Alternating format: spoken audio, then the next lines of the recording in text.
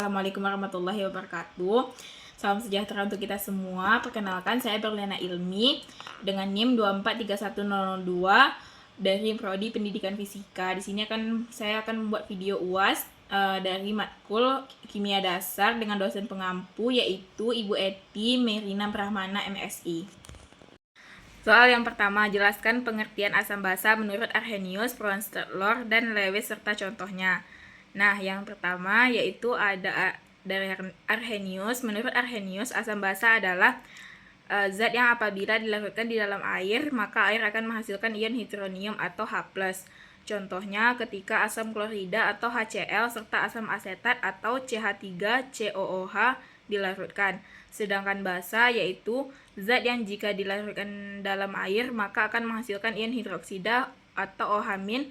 Contohnya adalah ketika natrium hidroksida atau NaOH serta amonium hidroksida atau NH4OH dilarutkan, maka akan terjadi persamaan reaksi pada larutan tersebut. Yang kedua yaitu ada Bronsted-Lore. Menurut Bronsted-Lore, asam merupakan senyawa yang mampu memberikan proton H+ pada senyawa lain dan disebut sebagai donor proton. Sedangkan basa merupakan senyawa yang menjadi penerima dari proton H+ dari senyawa lainnya dan disebut pula sebagai akseptor proton. Contohnya ketika asam klorida dilarutkan di dalam air, maka asam klorida yang larut dengan sempurna pun akan menghasilkan ion yang baru. Tetapi tentu akan terjadi hal yang berbeda. Reaksi yang terjadi ketika HCl dilarutkan dalam air pun disebabkan karena adanya molekul air yang menarik satu proton milik HCl, sehingga HCl menjadi peran sebagai senyawa asam serta air sebagai senyawa basa sekaligus. Yang ketiga yaitu Lewis. Asam merupakan sebuah molekul atau ion yang dapat menerima pasangan elektron, sedangkan basa merupakan sebuah molekul atau ion yang mampu memberikan pasangan elektronnya. Soal kedua yaitu jelaskan pengertian larutan. Larutan adalah campuran homogen yang terdiri dari dua zat atau lebih. Zat yang jumlahnya lebih sedikit di dalam larutan disebut zat larut atau solut. Sedangkan zat yang jumlahnya lebih banyak daripada zat lain dalam larutan disebut pelarut atau solvent. Soal yang ketiga yaitu jelaskan masing-masing satu contoh soal perhitungan untuk menghitung mol, molaritas, molalitas, normalitas, dan fraksi mol. Di sini yang pertama yaitu ada molaritas.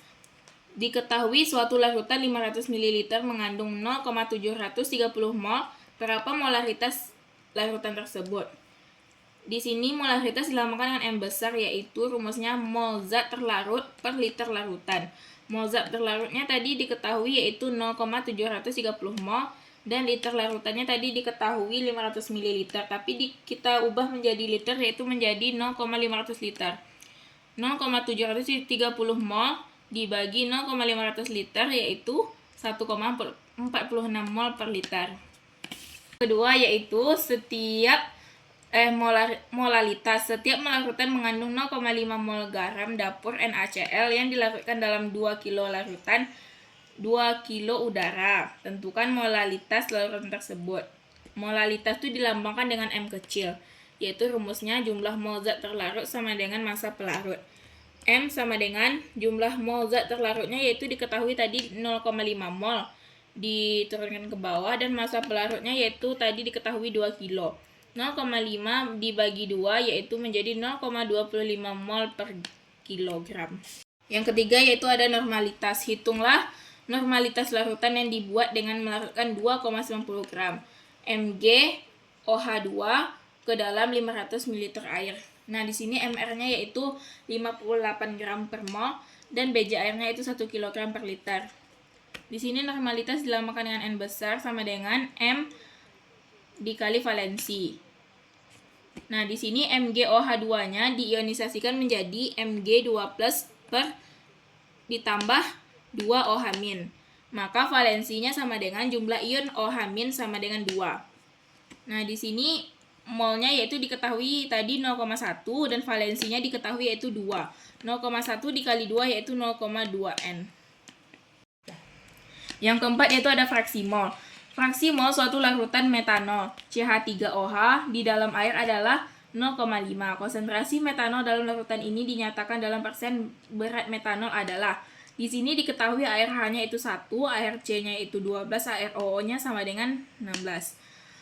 Fraksi terlarut sama dengan mol terlarut per mol pelarut ditambah mol terlarut. Yang rumus kedua yaitu fraksi pelarut sama dengan mol pelarut per mol pelarut ditambah mol terlarut. Di sini kita ingin mencari mol CH3OH-nya, yaitu kita lambangkan dengan A per 32 gram per mol. Dan mol H2O yaitu kita lambangkan dengan B per 18 gram per mol. Nah, masuk rumusnya yaitu fraksi terlarut yaitu sama dengan M metanol per M metanol ditambah air. Fraksi terlarutnya itu rumusnya N metanol per N metanol ditambah N air.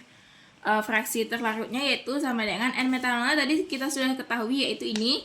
Kita turunkan ke bawah yaitu A per 32 gram per mol. Dan ini juga N metanol yaitu 32 gram per mol. Dan N airnya itu juga B per 18 gram per mol. Fraksi terlarutnya itu 1/2 sama dengan A per 32 per A per 32 ditambah B per 18. Kita pindah ruaskan menjadi 2A per 32 sama dengan A per 32 ditambah B per 18. Di sini menjadi A per 32 sama dengan B 18. Hasilnya yaitu A sama dengan 16 per 9B. Nah, massa metanolnya yaitu dilambangkan dengan A, massa airnya dilambangkan dengan B. Persen metanol dirumuskan menjadi A per A ditambah 2 dikali 100%. A-nya tadi yang sudah kita cari yaitu 16 per 9B. Kita masukkan ke sini, A-nya juga ke sini, ditambah B dikali 100%. 16 per 9B per 25 per 9B dikali 100%. Karena sama-sama B kita coret aja. Jadi 16 per 9 dikali 9 per 25 dikali 100% sama dengan 64%. Soal yang keempat, jelaskan pengertian termokimia. Termokimia adalah cabang ilmu kimia yang mempelajari hubungan antara kalor atau energi panas dengan reaksi kimia, serta perubahan energi yang terjadi pada perubahan fisika atau reaksi kimia. Yang kelima yaitu jelaskan satu contoh soal perhitungan dalam termokimia.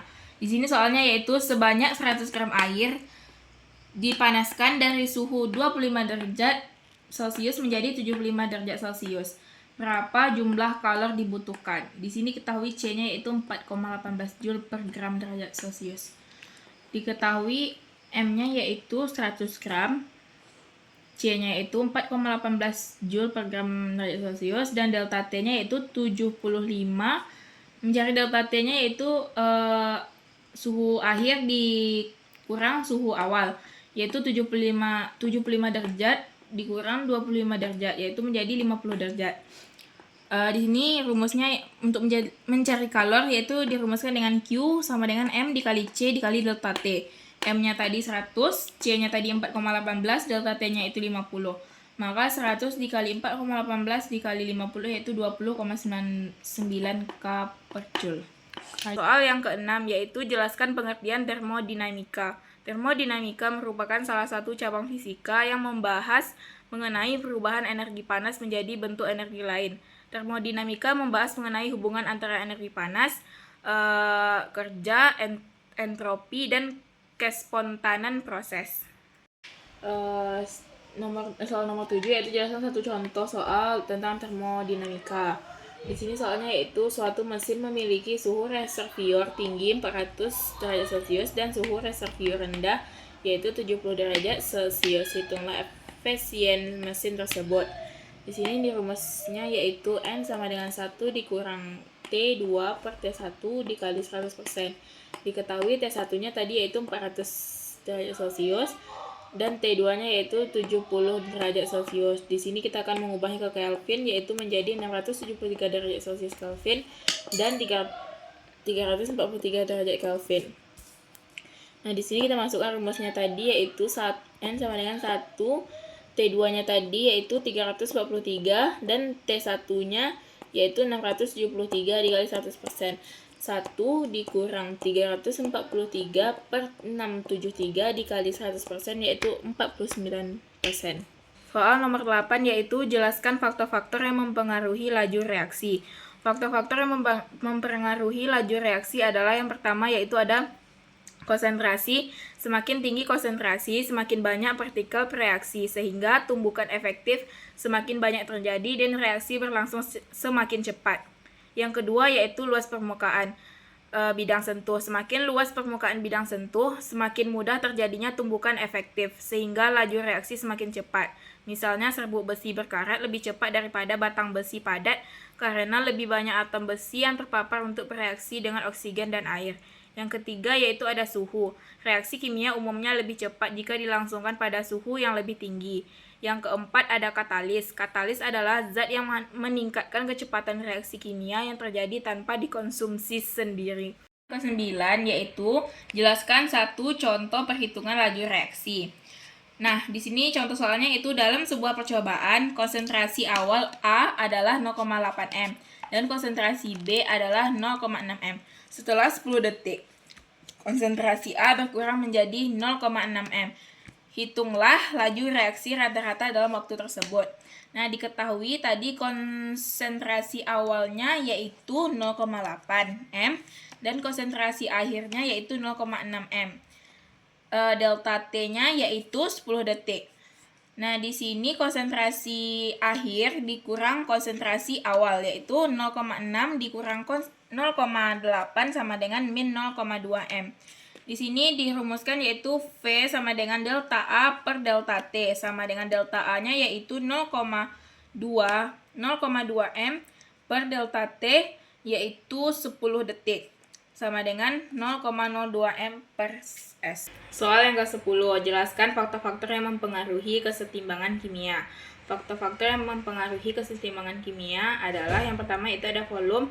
Jika volume ditambah, kesetimbangan akan bergeser ke reaksi dengan koefisien lebih besar. Sebaliknya, jika volume dikurangi, kesetimbangan akan bergeser ke reaksi dengan koefisien lebih kecil. Yang kedua yaitu ada tekanan. Jika tekanan diperbesar, maka kesetimbangan akan bergeser ke koefisien kecil. Yang ketiga ada suhu. Jika suhu dinaikkan, kesetimbangan akan bergeser ke arah reaksi endoterm atau reaksi yang menyerap panas. Sebaliknya, jika suhu diturunkan, kesetimbangan akan bergeser ke arah reaksi eksoterm yaitu reaksi yang melepaskan panas. Yang keempat ada konsentrasi. Jika konsentrasi unsur atau senyawa di salah satu ruas ditambah, kesetimbangan akan bergeser ke arah yang berlawanan. Yang kelima ada katalisator. Katalisator adalah zat yang digunakan untuk reaksi kimia meningkatkan laju reaksi tanpa mengubah jumlah kesetimbangan. Soal yang nomor 11 yaitu jelaskan satu contoh perhitungan dalam kesetimbangan kimia.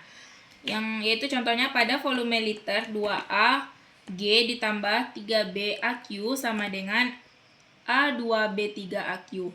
Jika pada saat setimbang ada 2 mol A bereaksi dengan 2 mol B menghasilkan 2 mol A2B3. Tentukan harga Kc.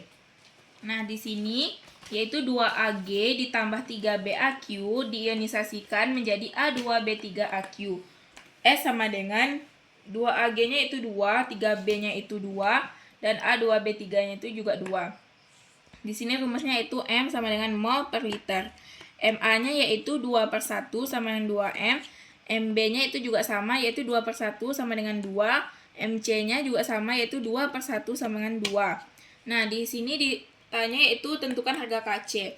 Kc sama dengan AB per A2 dikali B3 sama dengan AB-nya itu 2 per A-nya juga 2 per 2 pangkat 2 dikali B-nya juga 2 pangkat 3 sama dengan 1 per 16. Sekian video penjelasan dari saya. Lebih dan kurang saya mohon maaf. Wabillahi taufiq wal hidayah. Wassalamualaikum warahmatullahi wabarakatuh. Terima kasih.